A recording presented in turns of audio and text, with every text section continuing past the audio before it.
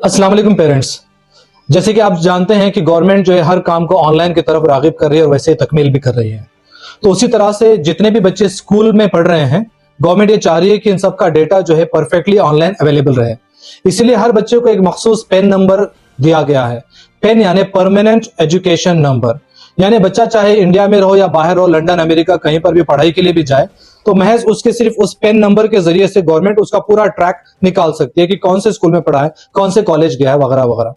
उसी तरह से जब बच्चा 10th का एग्जाम देता है तो गवर्नमेंट जो है हमसे कोई भी बच्चे का डेटा नहीं मांग रही है।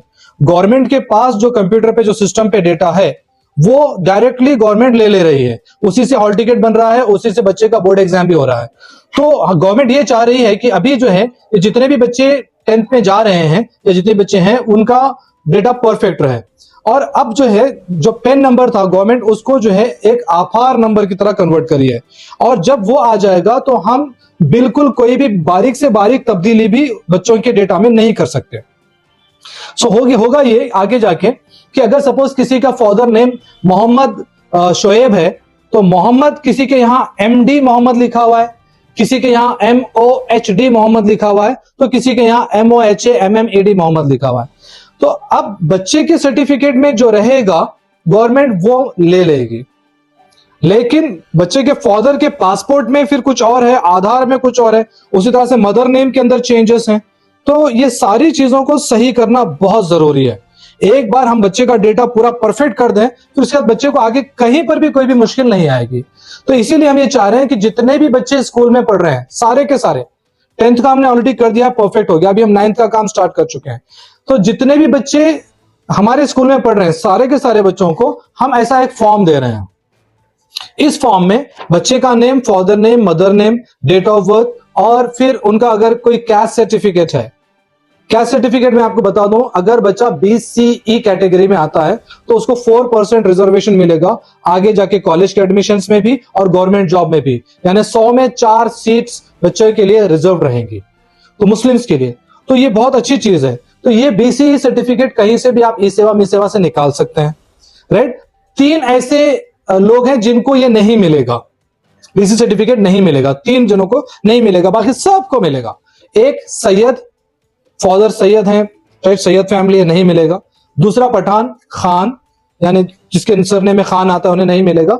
तीसरा चाउश फैमिली, लाइक अहमद बिन उमर, तो ये बिन फैमिलीज जो है नहीं मिलेगा। ये 3 को गवर्नमेंट जो है आला मानती है तो इनको नहीं दिया जाता है। वैसे इस्लाम में ऐसा कुछ नहीं है, सब मसावियत रखते हैं, ठीक है। तो अब ये BCE सर्टिफिकेट अगर नहीं है तो आप ये कर सकते हो कि आप जो है कहीं से भी मी सेवा से उसको अप्लाई कर दीजिए और जब भी आएगा उसकी एक कॉपी हमें दे दीजिए, हम उसको एंट्री कर देंगे, ठीक है ना। तो आगे जाके सहूलत हो जाएगी, लेकिन निकाल लीजिएगा जरूर, बहुत आसान काम है और सस्ते में भी हो जाएगा।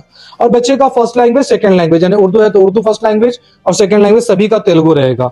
और फिर उसके बाद आप लोगों की साइन, यहाँ पे हमने एक बॉक्स तिल के निशान के लिए भी रखा है फिलहाल, लेकिन आपको जो फॉर्म आएगा उसमें हम हटा देंगे क्योंकि वो अभी नहीं चाहिए होता है, क्योंकि वो बदलते रहता है। तो हम ये फॉर्म दे रहे हैं, इसके साथ 2 चीज लगाना है, एक बच्चे का बर्थ सर्टिफिकेट जो ऑनलाइन किया हुआ है, यानी जो ग्रीन कलर में आता है ना उसका जीरोक्स, हाथ से लिखा हुआ सर्टिफिकेट गवर्नमेंट नहीं मान रही है। तो एक बर्थ सर्टिफिकेट और दूसरा आधार, बच्चे का आधार, और कुछ नहीं चाहिए, बच्चे का बर्थ सर्टिफिकेट और बच्चे का आधार, उसमें जो डेटा रहेगी वही डेटा ऑनलाइन जाएगी। हाँ, अगर आप कोई माइनर चेंजेस चाह रहे हैं कि बच्चे के नाम में जो है एक लेटर का कोई फर्क आ गया या फिर कोई तब्दीली करना है, या फादर नेम में कोई तब्दीली करना है, मदर नेम में कोई तब्दीली करना है, वो तब्दीली जो आप चाह रहे हैं वही यहां पर लिखिए, जो आप तब्दीली चाह रहे हैं वही लिखिए। और इसका जो प्रूफ रहेगा उसमें अगर अलग भी है तो उसको राउंड अप करके जो आप चाह रहे हैं वो लिखिए, ठीक है। हम उसको बाद में चेंज करवाने के लिए भी कहेंगे आपसे, लेकिन हम सिस्टम पे उसको करेक्ट कर देंगे, ठीक है। तो आप सभी से गुजारिश है कि सारे स्कूल के बच्चों को ये फॉर्म्स दिए जा रहे हैं, इसको फिल करिए, इसके साथ बर्थ सर्टिफिकेट और आधार, ये 2 चीजें लगाइए। अगर सपोज बर्थ सर्टिफिकेट में मदर नेम नहीं है, फादर नेम है लेकिन मदर नेम नहीं है, पुराने कुछ सर्टिफिकेटों में हुआ ऐसा, तो उस सूरत में ही आप मदर का आधार लगाएंगे, नहीं तो हमको मदर के आधार कार्ड की जरूरत नहीं है, ठीक है।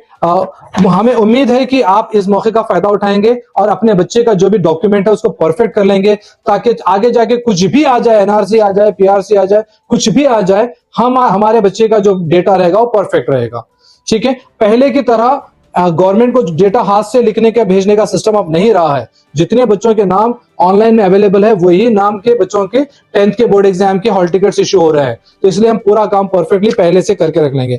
इस साल के बाद, ये आखिरी साल है, इस साल के बाद कोई भी तब्दीली इसके अंदर अलाउड नहीं है, इसलिए हम ये सारी की सारी चीजें पहले से करके रख लेंगे। उम्मीद है आप मेरी बात को समझ गए होंगे और इंशाल्लाह हमारे साथ कोऑपरेट भी करेंगे। जज़ाकल्लाह खैर।